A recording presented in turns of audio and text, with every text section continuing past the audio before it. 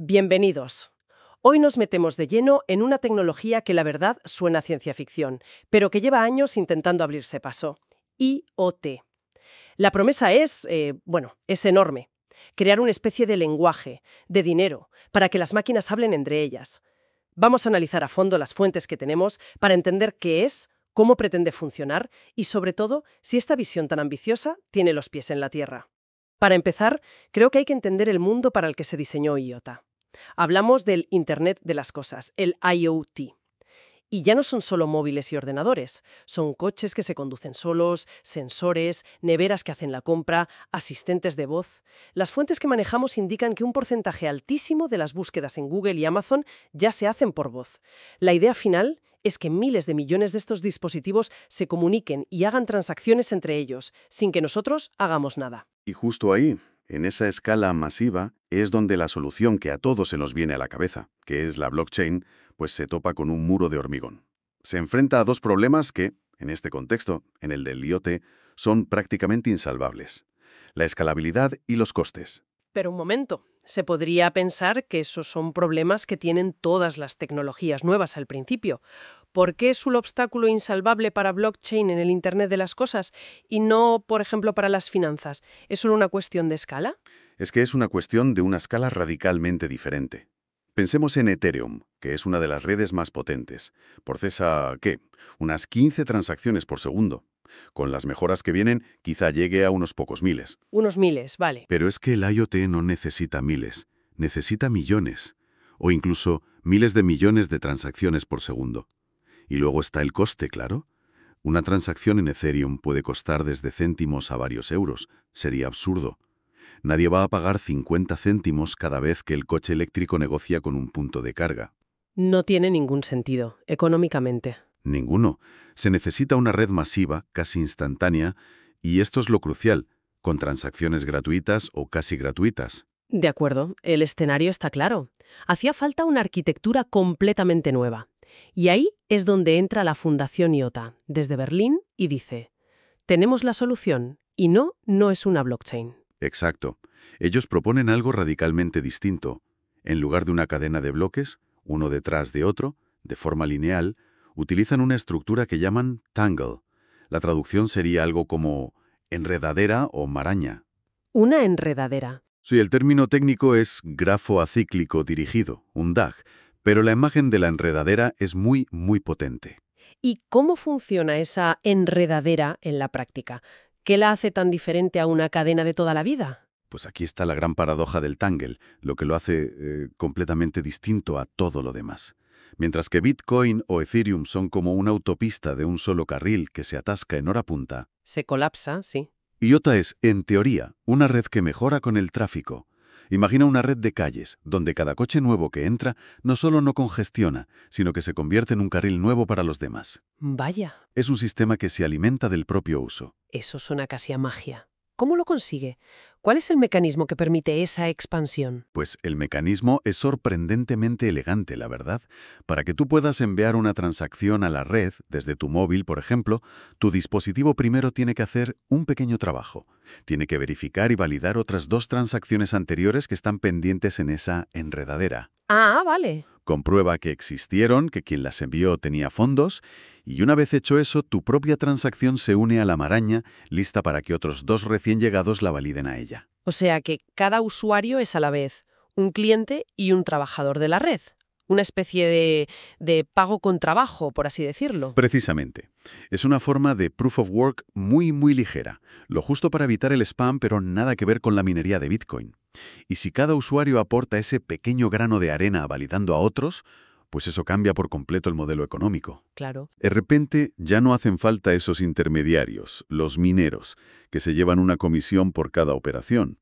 Y de ahí sale la gran promesa de IOTA, las transacciones sin comisiones. Es el pilar para que las microtransacciones entre máquinas sean viables. Vale, la teoría es fascinante. Una red que se hace más rápida y segura cuantos más dispositivos la usan. Y sin comisiones, sobre el papel, de verdad parece la solución definitiva. Pero, claro, del papel a la realidad suele haber un trecho. Y aquí es donde las fuentes empiezan a señalar los matices y los problemas. Y el principal matiz, que es casi un elefante en la habitación, es que la gran promesa de la descentralización de IOTA a día de hoy no es real. La red aún depende de un componente centralizado. Espera, ¿cómo es eso? Si toda la premisa es la descentralización para evitar puntos de fallo, pero en la práctica tienen un interruptor central, ¿no es una contradicción fundamental? ¿Cómo justifican tener este elemento si va en contra de su propia filosofía? Es la crítica más dura que se le hace al proyecto, sin duda alguna. Ese elemento se llama el coordinador. Es un nodo especial controlado únicamente por la Fundación IOTA. Este nodo emite unas transacciones especiales a intervalos regulares, las llaman milestones o hitos, y una transacción en la red solo se considera 100% confirmada cuando es validada, directa o indirectamente, por uno de estos hitos. O sea que la fundación tiene la última palabra sobre qué transacciones son válidas. Tienen el control. En la práctica, sí. Ellos lo argumentan como si fueran unas ruedas de entrenamiento. Dicen que la red, como no tiene todavía la masa crítica de usuarios, no es lo bastante robusta para defenderse por sí sola de ciertos ataques. Entiendo. El coordinador actúa como un protector hasta que la red madure. El plan siempre ha sido eliminarlo, en un evento que han llamado Coordicide. ¿La muerte del coordinador? Exacto. Han dado pasos con actualizaciones como Chrysalis, pero la fecha final para ese Coordicide, pues, sigue en el aire. Podrían pasar años. Entiendo. ¿Es una especie de descentralización a futuro? Esto me lleva al segundo punto débil que mencionan las fuentes, la adopción. Se habla mucho de colaboraciones con gigantes como Bosch, Volkswagen, Jaguar Land Rover. Suena muy impresionante, pero ¿qué hay de real en todo eso? Es un punto clave. Los nombres son potentes, sí, pero al rascar un poco la superficie vemos que la mayoría han sido pruebas de concepto, exploraciones, más que integraciones a gran escala. Por ejemplo, con Jaguar Land Rover, la idea era desarrollar una Smart Wallet para el coche.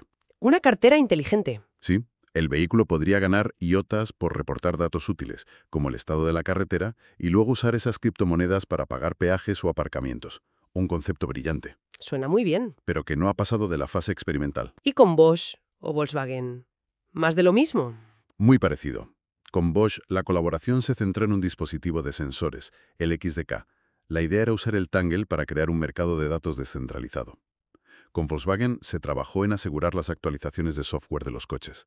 Son casos de uso muy potentes y lógicos para IOTA, pero de nuevo, se han quedado en fases piloto. Sin embargo, las fuentes sí destacan un par de proyectos que parecen tener más recorrido. Uno en Noruega y otro en Taiwán, ¿verdad? Sí, son quizá los más interesantes hasta la fecha. El de Noruega, FutureForm, es un consorcio que busca usar IOTA para dar transparencia a toda la cadena de suministro de alimentos. Desde el campo hasta la mesa. Exacto, desde el sensor en el campo hasta el supermercado. El Tango serviría como un libro de contabilidad inmutable. El otro es una colaboración con la ciudad de Taipei para su iniciativa de Ciudad Inteligente. Empezaron con algo muy concreto: usar la tecnología de IOTA en tarjetas de identificación y en sensores para medir la contaminación del aire en tiempo real. Es un primer paso. Un primer paso. Pero la visión es que toda la infraestructura de la ciudad pueda interactuar sobre esta red en el futuro. Muy bien. Hemos hablado de la tecnología, de los proyectos. Hablemos del activo en sí, la criptomoneda. Se llama MIOTA. ¿Qué papel juega en todo este ecosistema? Pues su función es ser el aceite que engrasa la economía de las máquinas. Es el medio de intercambio de valor para todas esas microtransacciones. Un punto clave es que su oferta es finita. Se crearon todos los tokens en el primer día. No se pueden minar más, lo que la hace un activo deflacionario. En las fuentes se menciona un detalle curioso sobre su distribución inicial, que es bastante diferente a otros grandes proyectos. Sí, y es algo que la comunidad valora mucho. En la venta inicial de 2015, los fundadores no se reservaron un gran porcentaje para ellos, como suele ser habitual. ¿Ah, no? Ofrecieron el 100% de los tokens a los inversores. Fue después cuando la propia comunidad, de forma voluntaria, donó cerca de un 5% de esos tokens de vuelta a la fundación para financiar el desarrollo. Vaya, eso demuestra mucha confianza en el proyecto desde el inicio. Muchísima. Y un apunte práctico. ¿Por qué en las plataformas de intercambio se habla de MIOTA y no de IOTA? Pues simplemente por una cuestión de escala. El número total de IOTAs es gigantesco, casi 3.000 billones. Demasiados ceros. Demasiados ceros para ser práctico. Por eso, la unidad de cuenta estándar en los exchanges es el mega-IOTA, o MIOTA, que equivale a 1 millón de IOTAs. Así los precios son más manejables. De acuerdo. Hemos visto la visión casi utópica y luego el baño de realidad con el coordinador y la adopción lenta. Si ponemos todo en la balanza, ¿con qué nos quedamos? ¿Qué es lo que realmente pesa más a día de hoy? A ver, si hacemos un balance, por el lado de las ventajas hay dos que son innegables y, en teoría, revolucionarias. La primera es esa escalabilidad infinita que se alimenta del uso. Es su seña de identidad. La segunda, que deriva de la primera, son las transacciones sin comisiones, la única forma de hacer viable la economía de las máquinas. Esas dos promesas, si se cumplen, cambian las reglas del juego. Pero en el otro lado de la balanza tenemos los inconvenientes, que no son pequeños. El primero, como hemos dicho, es que esa promesa sigue siendo en gran parte teórica. Faltan aplicaciones a gran escala. Y el segundo, y más grave, es la centralización a través del coordinador. Mientras exista, IOTA es una promesa, no una realidad descentralizada. Es su talón de Aquiles. Y hay un tercer inconveniente que las fuentes destacan de forma muy clara y que pone a prueba la confianza en el proyecto: los problemas de seguridad que ha tenido. El más sonado fue un ataque en febrero de 2020. Sí, el material es bastante explícito sobre esto. No fue un ataque al Tangle en sí, ¿verdad? Correcto. El Tangle permaneció seguro. La vulnerabilidad estaba en el software de la cartera oficial de la fundación, Trinity. Un atacante encontró una manera de robar las claves privadas de los usuarios. Y aquí es donde la historia se vuelve dramática y a la vez muy reveladora. Para frenar el robo, que era de varios millones, la fundación hizo lo que en teoría una red descentralizada nunca debería poder hacer. ¿Qué hizo? Apretó el botón rojo. Apagó el coordinador. Y al apagar el coordinador, toda la red se paralizó por completo. Es la prueba definitiva y práctica de esa centralización de la que hablábamos. Exactamente. La red estuvo congelada casi un mes. Hay que decir que la fundación actuó con mucha transparencia y asumió el coste de las pérdidas. Pero el golpe a la reputación... El daño a su reputación fue enorme. Demostró de forma innegable que, en ese momento, la red tenía un punto central de fallo. ¿Y de control? Queda claro entonces que IOTA es una de las propuestas tecnológicas más fascinantes y ambiciosas del espacio cripto, diseñada para un futuro muy concreto. Pero a la vez es un proyecto que arrastra contradicciones enormes entre su visión y su ejecución actual. Y de esto nos deja con una reflexión final que va más allá de la propia tecnología de IOTA. Su éxito o fracaso a largo plazo puede que no dependa de si apagan el coordinador o de si su código es perfecto.